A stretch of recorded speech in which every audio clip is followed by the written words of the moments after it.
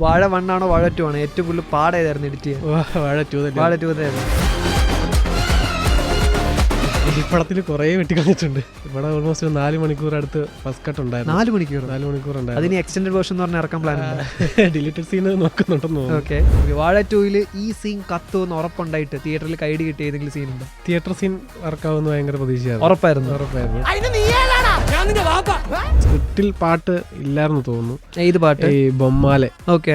ഇവൻ അസോസിയേറ്റോട് പറഞ്ഞിട്ട് ഓരോ ഗ്യാപ്പിലൊക്കെ എടുക്കും. അപ്പൊ ക്യാമറമാനും അസോസിയേറ്റിനൊക്കെ ഇത് ഭയങ്കര ഡൗട്ടാണ്.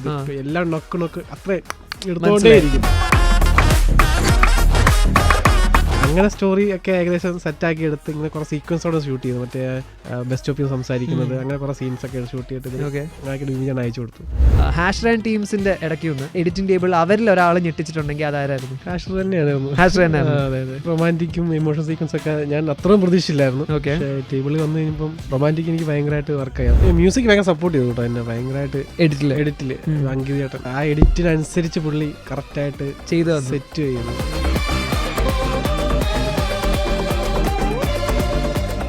ഒന്നാമത്തെ വാഴയും രണ്ടാമത്തെ വാഴയും വെട്ടിയ ആളാണ് എൻ്റെ മുമ്പിലിരിക്കുന്നത്. Editor Kannan Mohan. Welcome to club FM bro. Hi, thank you bro. Okay, first of all എങ്ങനെയുണ്ട്? ആൾക്കാർ എന്താണ് ഫസ്റ്റ് വിളിച്ച് പറയുന്നത്? ഒരുപാട് അഭിപ്രായമുണ്ട്, ഒരുപാട് പേര് വിളിക്കുന്നുണ്ട്. ഇനി ഇൻസ്റ്റാഗ്രാമിൽ കുറേ പേര് മെസ്സേജ് അയക്കുന്നുണ്ട്, ഓഡിയൻസിലൊക്കെ. ഹാപ്പിയാണ്. ഓക്കെ. വാഴ 2-ൽ ഈ സീൻ കത്തുമെന്ന് ഉറപ്പുണ്ടായിട്ട് തിയേറ്ററിൽ കൈഡി കിട്ടിയ ഏതെങ്കിലും സീൻ ഉണ്ടോ? തിയേറ്റർ സീൻ വർക്കാവുന്ന ഭയങ്കര പ്രതീക്ഷയായിരുന്നു. ഉറപ്പായിരുന്നു. പിന്നെ ക്ലൈമാക്സ് ഫൈറ്റ് ഭയങ്കര ഹൈപ്പാവുന്നു. ഓക്കെ. പക്ഷെ തിയേറ്റർ സീനിൽ ഇപ്പോൾ ഞാനും കണ്ടിരുന്നു. അപ്പോൾ 1-2 പേര് എന്നോടും പറഞ്ഞു, എനിക്കും ചിലപ്പോൾ തോന്നി തിയേറ്റർ സീൻ കുറച്ച് എക്സ്പാൻഡ് പോലെ തോന്നിയിരുന്നു. അപ്പോൾ അത് എഡിറ്റിംഗ് ടേബിളിൽ ഒരു ഡൗട്ട് ഉണ്ടായിരുന്നു, ഇത്ര ആൾക്കാർ കണ്ടിരിക്കുമോ, ലാഗ് അല്ലേ എന്ന് തോന്നിയിരുന്ന? സത്യത്തിൽ അത് അതിലും വലുതായിരുന്നു. നമ്മളൊന്നും ഭയങ്കര ഭയങ്കര വലുതായിരുന്നു. പക്ഷെ നമ്മളൊന്നും ഭയങ്കരമായിട്ടത് ചുരുക്കി വന്നതാണ്. പിന്നെ ഓക്കെ. വാഴ 2-ൽ ഇപ്പോൾ ഈ പറഞ്ഞ പോലെ എഡിറ്റ് ചെയ്യുന്ന സമയത്ത് നമുക്ക് ചിലപ്പോൾ തോന്നാറുണ്ട്, അയ്യോ ഇത് റീലി കാണുന്ന പോലെ ഇവൻ ഞെട്ടിച്ച് കളഞ്ഞല്ലോ എന്ന് തോന്നി. ഒരാളുടെ പേരെ പറയാൻ പറ്റില്ല. എല്ലാവരും റീലിനെക്കാട്ടിലും ഞെട്ടിച്ചെന്ന് പറയാൻ പറ്റത്തില്ല. ഒറ്റ ഒരാളുടെ പെർഫോമൻസ് ടേബിളിൽ ഞെട്ടിച്ചത്. എനിക്ക് ദേവരാജ് ഭയങ്കര നന്നായിട്ട് അതിൻ്റെ ഫുട്ടേജ് വന്നപ്പോൾ തന്നെ എനിക്ക് മനസ്സിലായി ഭയങ്കരമായിട്ട് അവൻ ഒരു ഷോട്ട് തന്നെ കട്ട് ചെയ്യാണ്ട് തന്നെ എക്സ്റ്റെൻഡ് ചെയ്ത് വെച്ചിട്ടുണ്ട്. അവൻ അച്ഛനെ കുറിച്ച് പറയുന്ന ഷോട്ട് ഭയങ്കരമായിട്ട് എനിക്ക് ഫീൽ ചെയ്തു. ലാസ്റ്റ് മറ്റേ സൈറ്റിൽ നിന്ന് സംസാരിക്കുന്നത് ദേവരാജനോട് പറഞ്ഞു, എന്നിട്ട് ഇത് കത്തും അവളോട് പറഞ്ഞു. എപ്പോഴും സംസാരിക്കാൻ പറയും നീ തകർക്കും തൂക്കും എന്നുള്ള. പിന്നെ ഹാഷർ എന്തായാലും പാട്ട് ആ സീക്വൻസ് ഒക്കെ എനിക്ക് മനസ്സിലായി ഭയങ്കരമായിട്ട് വർക്കാവും. ഈ അൽഫോൺസ് പുത്രന്റെ ഒരു സംഭവം ഉണ്ടല്ലോ, അത് അൽഫോൺസിന്റെ ഒരു എൻട്രി എന്ന് പറഞ്ഞു കഴിഞ്ഞാൽ മേജർ എൻട്രിയാണ്. ഒരു ഡയറക്ടറും എഡിറ്ററും എല്ലാവരും കൂടെ ചേർന്ന് ഒരു ഒറ്റ ഒരാളായിട്ടാണ് വരുന്നത്. അപ്പോൾ പുള്ളിയായിട്ട് കമ്മ്യൂണിക്കേറ്റ് ചെയ്യുമ്പോൾ ആ ഒരു ഫ്രീഡം കിട്ടിയിരുന്നു, പുള്ളിയെടുത്ത് ഒരു കാര്യം പറയാനൊക്കെ. സത്യത്തിൽ ഞാൻ ലൊക്കേഷൻ പോകാത്തതുകൊണ്ട് ഞാൻ ഡബ്ബിംഗ് തിയേറ്ററാണ് പുള്ളിനെ കണ്ടത്. എനിക്ക് അപ്പം കണ്ടൊരു സംസാരം ഞാൻ സംസാരിച്ചുള്ളൂ. പുള്ളിയേറെ ഹാപ്പി ആയിരുന്നു ഡബ്ബിംഗ് സീറ്റിൽ കണ്ടപ്പം. വേറെ അങ്ങോട്ട് എനിക്ക് പുള്ളിയായിട്ട് കമ്മ്യൂണിക്കേറ്റ് ചെയ്യാൻ പറ്റിയിട്ടില്ല. അൽഫോൺസിന് മുമ്പ് എവിടെയെങ്കിലും വെച്ച്? ഇല്ല, ഞാനും സത്യത്തിൽ ആദ്യം പുള്ളിനെ പരിചയപ്പെടാൻ വേണ്ടി അങ്ങോട്ട് പോയി. അപ്പോഴാണ് പുള്ളി ഹായ് ഞാൻ അൽഫോൺസ് പുത്രൻ എന്ന് പറഞ്ഞ് ഇങ്ങോട്ട് സംസാരിച്ചു. അപ്പോഴത്തേനും ഞാൻ അങ്ങോട്ട് പറഞ്ഞ കോൺഫിഡൻസിന്റെ പോയി. എഡിറ്റിംഗ് ഫീൽഡിലേക്ക് വന്നിട്ട് ഇപ്പോൾ എത്ര വർഷമായി? ഞാനൊരു 10 വർഷം മുകളിലായി. Okay. First action hero Biju ആയിരുന്നു. Spot editor. ഞാൻ അതിന്റെ അസിസ്റ്റന്റ് സ്പോട്ട് എഡിറ്റർ ആയിരുന്നു. പിന്നെ ഒരു സമയം അതിൽ തന്നെ ഇൻഡിപെൻഡന്റ് ആയി. അതിന്റെ എഡിറ്ററും പെട്ടെന്ന് മാറിയപ്പോൾ അവിടെ തന്നെ ഇൻഡിപെൻഡന്റ് ആയി. ഓക്കെ. ഇപ്പൊ എത്ര ഫിലിംസ് ചെയ്തിട്ടുണ്ട്? സ്പോട്ട് എഡിറ്റിംഗ് ഒരു 64 പടങ്ങളോളം ചെയ്തിട്ടുണ്ട്. ഇൻഡിപെൻഡന്റ് ആയിട്ട് 3-4 പടം. ഓക്കെ. ഫസ്റ്റ് പടം ഏതായിരുന്നു? വാഴ 1 ആയിരുന്നു. ഓക്കെ. ഫസ്റ്റ് വാഴ വെട്ടിയപ്പോൾ തന്നെ ഭയങ്കര ഹൈപ്പായി. ഒരു നല്ല എഡിറ്റർ ആവണമെങ്കിൽ ഇൻസ്റ്റിറ്റ്യൂട്ടിൽ പഠിക്കണമെന്നുള്ള കുറേ പേര് പറയാറുണ്ട്. ഇപ്പോൾ കുറേ ഇൻസ്റ്റിറ്റ്യൂട്ട്സ് ഉണ്ട്. ഇപ്പോൾ ഭയങ്കര എക്സ്പെൻസീവ് ആയിട്ടുള്ള കോഴ്സുകൾ, എനിക്ക് 4-5 ലക്ഷം രൂപ വരെ മേടിക്കുന്ന എഡിറ്റിംഗ് ഇൻസ്റ്റിറ്റ്യൂട്ട്സ് ഉണ്ട്. അപ്പോൾ കുറേ പേര് ഈ ആദ്യം ഫോണിലെ എഡിറ്റിംഗ് അവർക്ക് ഇൻട്രസ്റ്റ് വന്നിട്ട് ഞാനിതിൽ കൊള്ളാമെന്ന് പറഞ്ഞിട്ട് നോക്കുമ്പോഴത്തേനും കുറേ അഡ്മിഷൻസ് കാണും. ഇവരെല്ലാം പോവാറുണ്ട്. ഒരു നല്ലൊരു എഡിറ്റർ ആവണമെങ്കിൽ ഇൻസ്റ്റിറ്റ്യൂട്ടിൽ പഠിക്കണം എന്ന് നിർബന്ധമുണ്ടോ? എനിക്കങ്ങനെ തോന്നിയിട്ടില്ല. ഇൻസ്റ്റിറ്റ്യൂട്ടിൽ ബേസിക്കലി സോഫ്റ്റ്വെയർസ് ഹാൻഡിൽ ചെയ്യാനാണ് കൂടുതലും പഠിപ്പിക്കുന്നത്. പിന്നെ നമ്മൾ എക്സ്പീരിയൻസ് തന്നെയാണ് എന്നുള്ള എൻ്റെ ഒരു പെർസ്പെക്റ്റീവ്. എക്സ്പീരിയൻസിലൂടെ തന്നെയാണ് സീൻസ് എങ്ങനെ കൺവേ ചെയ്യാം, സീൻസ് എങ്ങനെ ആൾക്കാരോട്ട് എക്സ്പീരിയൻസ് തന്നെയാണ് മെയിൻ. സോഫ്റ്റ്വെയർ ഹാൻഡിൽ ചെയ്യുന്നേക്കാൾ മുമ്പ്. ഇപ്പോൾ വാഴ 1 ചെയ്തതിന് മുമ്പ് നമ്മുടെ ഗുരുവായൂർ അമ്പലനടയിൽ ചെയ്തിട്ടുണ്ടായിരുന്നല്ലോ. ഈ ഗുരുവായൂർ അമ്പലനടയിൽ നിന്ന് നേരെ വാഴയിലേക്കും വാഴ 2-ലേക്ക് വരുമ്പോൾ അവിടെയൊക്കെ കോമൺ ആയിട്ടുള്ള ഫാക്ടറാണ് വിപിൻ ചേട്ടൻ. ഓക്കെ. അപ്പോൾ ആസ് എൻ എഡിറ്റർ ഒരു എന്താ പറയുക, ഓപ്പൺ ആയിട്ട് ഞാൻ ചോദിക്കുക, എഡിറ്റർ എന്നുള്ള രീതിയിൽ ഒരു ഫ്രീഡം ഉണ്ടായിരുന്നു? അതോ ഇപ്പോൾ നമ്മൾ വിചാരിക്കുന്ന സീൻ വെട്ടണമെന്ന് വിചാരിച്ച് പക്ഷേ അയ്യോ വിപിൻ ചേട്ടൻ വെക്കണമെന്ന് പറഞ്ഞുകൊണ്ട് എന്നാൽ വെച്ചേക്കാം അങ്ങനെ വെച്ചിരുന്ന സീൻസ്? വിപിൻ ചേട്ടൻ വേറെ സപ്പോർട്ട് തന്നെയാണ്. വിപിൻ ചേട്ടൻ ബേസിക്കലി എഡിറ്ററാണ്. അപ്പോൾ ഞങ്ങൾ തമ്മിൽ അത്യാവശ്യം നല്ല സിങ്കാണ്. ഏകദേശം ഞങ്ങൾ ചിന്തിക്കുന്നതൊക്കെ ഏകദേശം ഒന്ന് തന്നെയാണ്. എനിക്കൊക്കെ തോന്നിയിട്ടുണ്ട്. അധികം പുള്ളി അങ്ങനെ കടുംപിടുത്തൊന്നും പിടിക്കാറില്ല. ഫ്രീഡം തന്നെയാണ്. വാഴ 2 ആയാലും ഇരുന്ന് ചെയ്തിട്ട് കൊണ്ട് കാണിച്ചാൽ മതി എന്നുള്ളത് തന്നെയായിരുന്നു പുള്ളി പറഞ്ഞത്. നമ്മൾ വെട്ടിയാൽ പിന്നെ വേറെ അയച്ചായിട്ടൊന്നും ഇല്ലാതെ അത് അക്സെപ്റ്റ് ചെയ്ത് കിട്ടാൻ ചാൻസ് ഉണ്ട്. ഓൾമോസ്റ്റ് അങ്ങനെ തന്നെ ചെയ്യാറുണ്ട് പുള്ളി. ഏതെങ്കിലും ഒരു സീന് ഇപ്പോൾ എപ്പോഴെങ്കിലും തോന്നിയിട്ടുണ്ടോ? അതായത് ഇത് ശരിക്കും പറഞ്ഞു കഴിഞ്ഞാൽ അവർ ഭയങ്കര കഷ്ടപ്പെട്ടെടുത്ത സീനായിരിക്കും, പക്ഷേ എഡിറ്റർക്ക് ദാക്ഷിണ്യം ഇല്ലെങ്കിൽ വെട്ടിക്കളയാറുമുണ്ട്. പക്ഷേ ഏതെങ്കിലും ഇപ്പോൾ ചെയ്ത സിനിമകളിലൊക്കെ തന്നെ ഇവരെ കഷ്ടപ്പെട്ട് എടുത്തോണ്ട് എന്നാൽ ശരി വെച്ചേക്കാം എന്ന് പറഞ്ഞ് വെച്ച സീൻസ് ഉണ്ടോ? അങ്ങനെയില്ല. ഈ പടത്തിൽ കുറേ വെട്ടിക്കളഞ്ഞിട്ടുണ്ട്. ഇവിടെ ഓൾമോസ്റ്റ് 4 മണിക്കൂർ അടുത്ത് ഫസ്റ്റ് കട്ട് ഉണ്ടായിരുന്നു. 4 മണിക്കൂർ ഉണ്ടായിരുന്നു. അതിന് എക്സ്റ്റൻഡ് വേർഷൻ എന്ന് പറഞ്ഞാൽ ഇറക്കാൻ പ്ലാൻ ഡിലീറ്റഡ് സീൻ നോക്കുന്നുണ്ടെന്ന് തോന്നുന്നു. 4 മണിക്കൂറുണ്ട്. അപ്പോൾ നല്ല വെട്ടിയിട്ടുണ്ട്. എനിക്ക് തോന്നുന്നു നമ്മൾ ഫ്രണ്ടായിട്ടുള്ള ഒരു ജയകൃഷ്ണൻ എന്ന് പറഞ്ഞൊരു റീലൊക്കെ ചെയ്യുന്ന ഒരാളുണ്ട്. പുള്ളിയുടെ ഫുൾ സീക്വൻസ് തന്നെ അങ്ങനെ തന്നെ അങ്ങ് പോയി. പുള്ളി എന്നെ എപ്പോഴും കാണുമ്പോൾ പറയും കേറ്ററിംഗ് സീനിൽ ഞാൻ വേണമെങ്കിൽ കൊച്ചി വരെ കൊണ്ടുപോയി കാണിക്കാന്ന്. എപ്പോഴും പിന്നെ കാണുമ്പോൾ ഇപ്പോഴും ഷോക്കാണ്.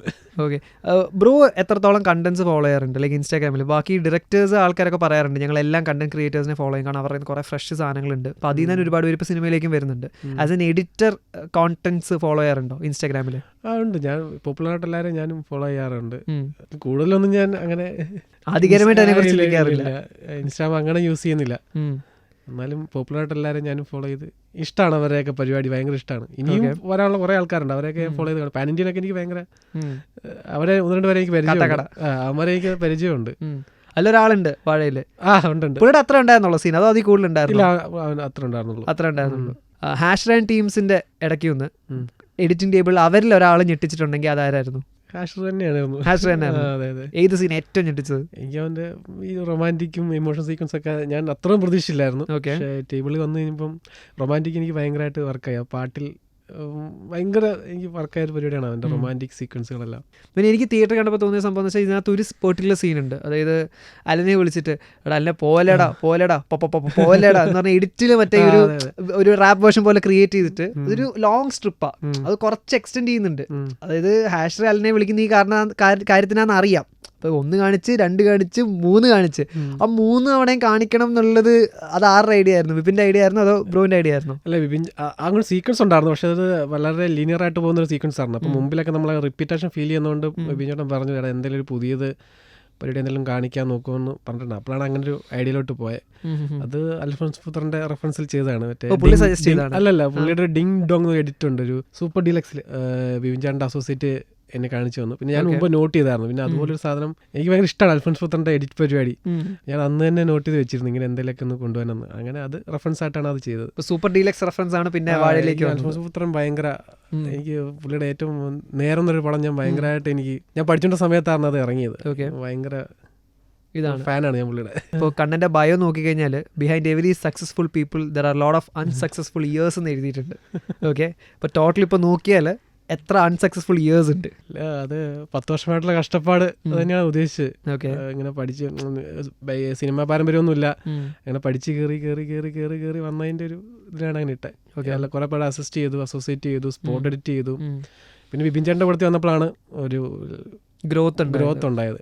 പുള്ളിയുടെ ഒരു എഡിറ്റ് പാറ്റേണും എനിക്കും സെറ്റായിരുന്നു. ഇപ്പോൾ വാഴ 1ഉം വാഴ 2ഉം കഴിഞ്ഞ് അപ്പോൾ അതാണ് രണ്ടും കണ്ണൻ്റെ ഒരു ഹൈലൈറ്റ് സിനിമ, കണ്ണൻ തന്നെ പറയുന്നൊരു ഫിലിംസ് അല്ലേ. അപ്പോൾ അതിന് ശേഷം ഇൻഡസ്ട്രിയിലെ ഏതെങ്കിലും ഒരു ഫേമസ് എഡിറ്ററോ ആരെങ്കിലും മെസ്സേജ് അയച്ചിരുന്നു അല്ലെങ്കിൽ പറഞ്ഞിരുന്നു അവിടെ ഇങ്ങനെ കണ്ടിരുന്നു കൊള്ളാം? അപ്പു ഭട്ടതിരി എന്നൊരു എഡിറ്റർ എനിക്ക് മെസ്സേജ് ചെയ്തു, ഭയങ്കര വർക്കാണ്. പിന്നെ ഫ്രാൻസിസ് ലൂയിസ് എന്നൊരു എഡിറ്റർ, അപ്പുച്ചേട്ടൻ എഡിറ്റ് പാറ്റേണിലൊരു വ്യത്യസ്ത എന്നൊക്കെ പറഞ്ഞ് മെസ്സേജ് ചെയ്തു. കുറെ പേര് എനിക്ക് അങ്ങനെ മെസ്സേജ് അയക്കുന്നുണ്ട്.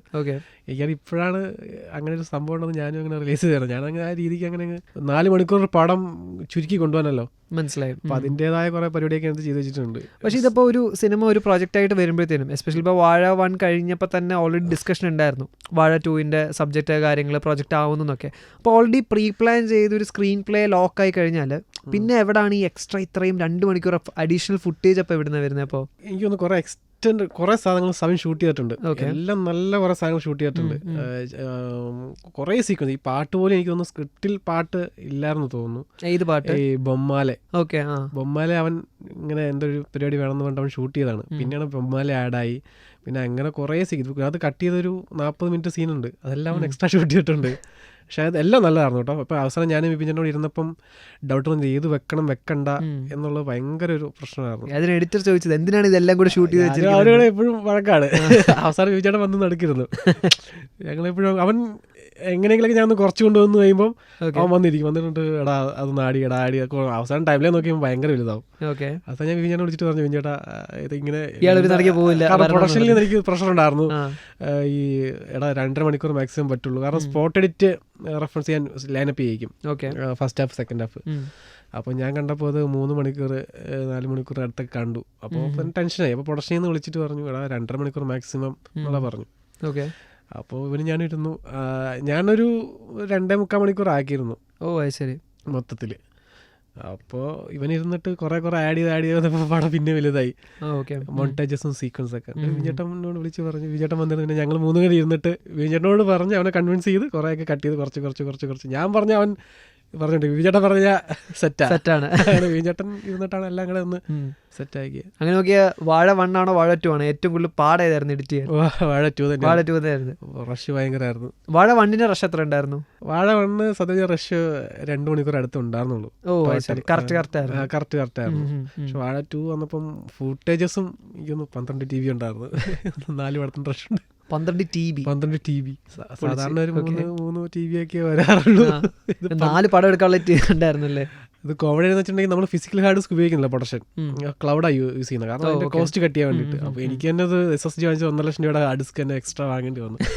എഡിറ്റ് ചെയ്യാൻ അത്ര ചിലവുണ്ടായിരുന്നു. ഇപ്പോൾ ഇത്രയും ചെയ്ത് കഴിഞ്ഞിട്ട് ഒരു ഇപ്പോൾ കണ്ണനോട് വന്ന് ചോദിക്കുകയാണ്, പേഴ്സണൽ ഫേവറേറ്റ് ഏതാണ്? വാഴ 1 ആണോ വാഴ 2 ആണോ? വാഴ 1 ആണ്. പക്ഷെ വാഴ 1 ചെയ്തുകൊണ്ടാണ് നമ്മൾ വാഴ 2 എത്തിപ്പെട്ടത്. ഞാൻ വാഴ 1 കുറച്ചുകൂടെ വാഴ 2 കുറച്ചുകൂടെ ടെക്നിക്കലി എനിക്കിവിടെ എന്തെങ്കിലുമൊക്കെ ചെയ്യാൻ ഭയങ്കരമായിട്ട് ഉണ്ടായിരുന്നു. പിന്നെ ഫ്രീഡം വിവിഞ്ചേട്ടൻ ഭയങ്കരമായിട്ട് തന്നു, ഇത് ചെയ്തുകൊണ്ട് പോവാ എന്തെങ്കിലും, അങ്ങനെ അതും ഭയങ്കരമായിട്ട്. വാഴ 1 ആണ് ഫേവറേറ്റ്. വേറെ എഡിറ്റ് കണ്ടിട്ട് കൊള്ളാം, ഇത് കിട്ടുന്ന cinema in terms of editing. ഇപ്പം ഞാൻ പറഞ്ഞ കഥയോ മറ്റേ സ്ക്രീൻ പ്ലേ ഒന്നുമല്ല, എഡിറ്റ് പരമായിട്ട് ഭയങ്കര ഞെട്ടിച്ചൊരു മലയാള സിനിമ ഈ അടുത്തിടെ കണ്ടതിൽ എനിക്ക് ലോക ഭയങ്കരമായിട്ട്, ഈ ചമന ഭയങ്കര വർക്കാണ്. ചമന്റെ പാറ്റേൺ ഒക്കെ ലോക എനിക്ക് അങ്ങനെ സൂപ്പർ ഹീറോ പരിപാടിയൊക്കെ ചെയ്യണമെന്നുണ്ട്. അപ്പോൾ ലോക എനിക്ക് ഭയങ്കര വർക്കായി. കണ്ണൻ്റെ ഇനീഷ്യൽ ഒരു ഈ പറഞ്ഞ സ്പോട്ട് എഡിറ്റിങ്ങിന് മുമ്പ് ഉണ്ടായിരുന്ന ഒരു കാലഘട്ടം. ഇപ്പോൾ ആക്ഷൻ ഹീറോ ബിജു എന്ന് പറയുന്നത് എനിക്ക് 2016 സമയത്താണല്ലോ. അപ്പോൾ അതിന് മുമ്പ് ഇത്രയും ഫോൺ ആപ്പിലെ എഡിറ്റിങ്സ് അത്ര പോപ്പുലർ ആയിട്ട് വന്നിട്ടില്ല. അത്ര വന്നിട്ടില്ല. അപ്പോൾ അതിന് മുമ്പ് എന്തായിരുന്നു നമ്മുടെ പണിയായുധം? എന്തായിരുന്നു? സത്യം പറഞ്ഞ ഫോൺ തന്നെയായിരുന്നു. ഞാൻ 10 കഴിഞ്ഞപ്പോൾ അമ്മ എനിക്കൊരു G5 എന്നൊരു ബ്രാൻഡിന്റെ ചൈനീസ് ഫോൺ വാങ്ങിച്ചു തന്നു. ചൈനീസ് ഫോണിനകത്ത് ഇങ്ങനെ ഞാനിങ്ങനെ വീഡിയോ എടുത്ത് പോസ്റ്റ് ചെയ്ത് വീഡിയോ എടുത്ത് പ്ലസ് അതിനോട് ഇങ്ങനെ സെയിം ടൈമിൽ ഓഡിയോ പോസ്റ്റ് ചെയ്യാൻ പറയാറുണ്ട്. കൂട്ടുകാരനെ വെച്ച് അതൊക്കെ ഉണ്ട്. യൂട്യൂബിലൊക്കെ കിടപ്പുണ്ടോ? എന്താ പേര്? അത് നമുക്ക് സെർച്ച് ചെയ്തെടുക്കാം. ഇപ്പൊ പ്രശ്നം.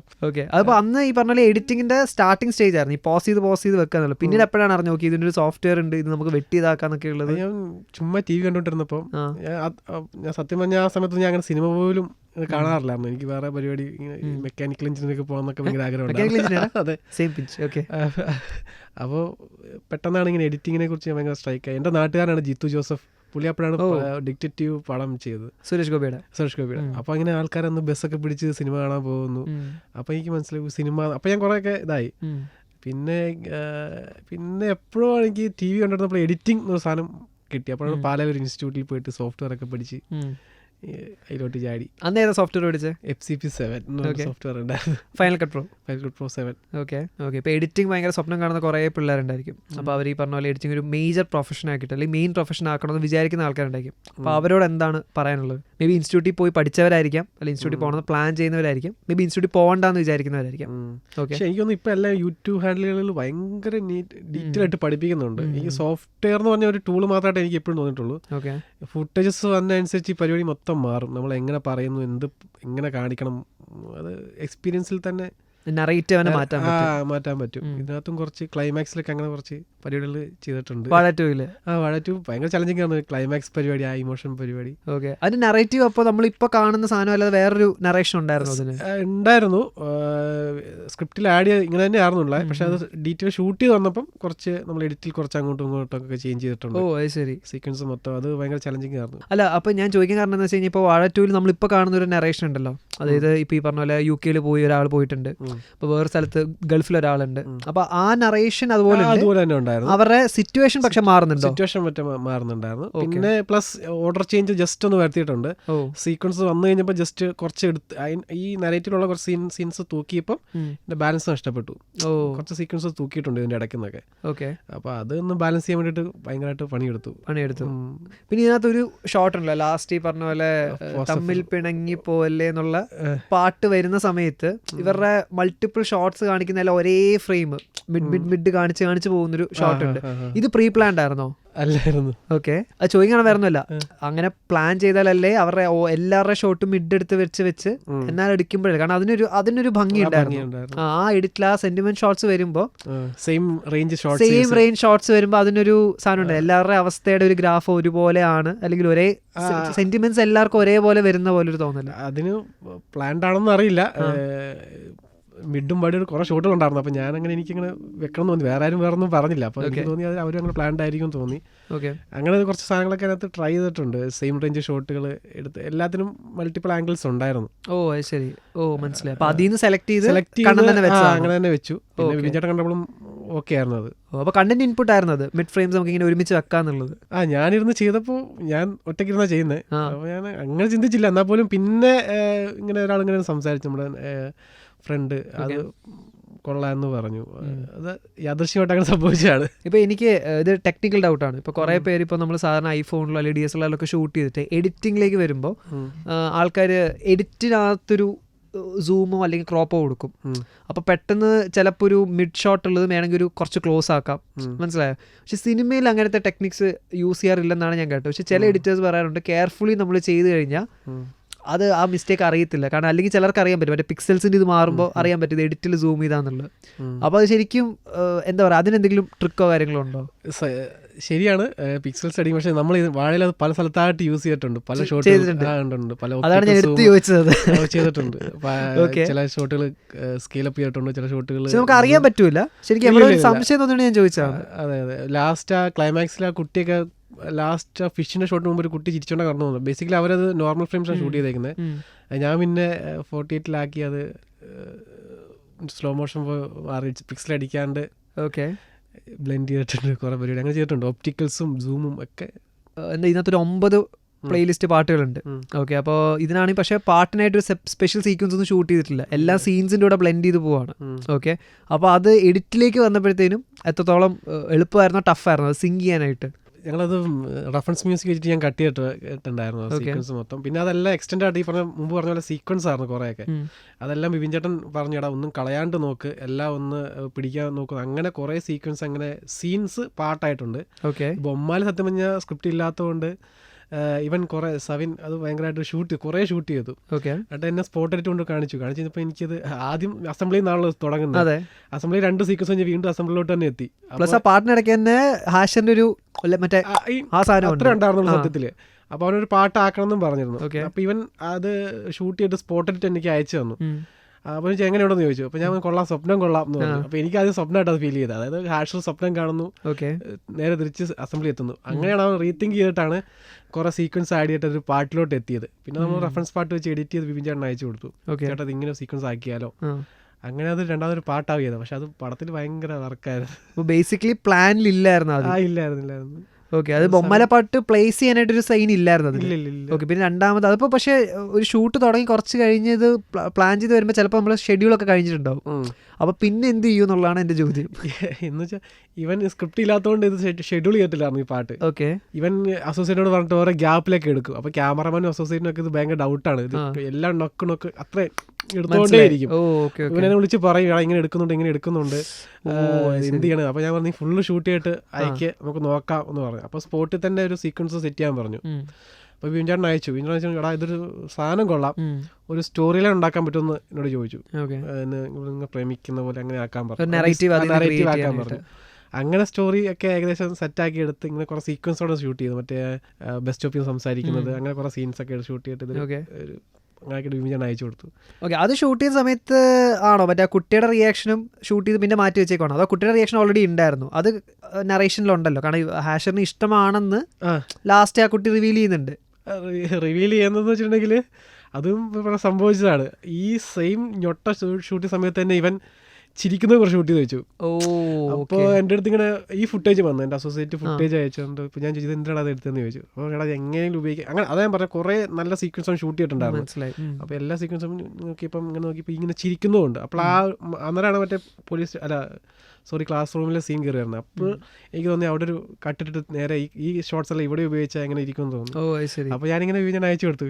അന്ന് ഭയങ്കര വഴക്കാറ്, എടാ എന്താണ് ചോദിക്കുന്നത്, ഇത് ഇതാണെന്നൊക്കെ ചോദിച്ചു. പിന്നെ പുള്ളി എപ്പോഴോ കണ്ടിട്ട് വീണ്ടും വിളിച്ചു, എടാ അത് വർക്കാണ്, സെറ്റായിരിക്കും, അത് പിടിച്ചു എന്ന് പറഞ്ഞു. പിന്നെ വീണ്ടും ഷോട്ടുകളൊക്കെ ആഡ് ചെയ്ത് അതിൽ പിന്നെ അതിനകത്ത് ഇന്റർകട്ട് ചെയ്ത് പിന്നെ സീക്വൻസ് ഇന്റർകട്ട്സ് ഒക്കെ എങ്ങനെ വന്നതാണ്.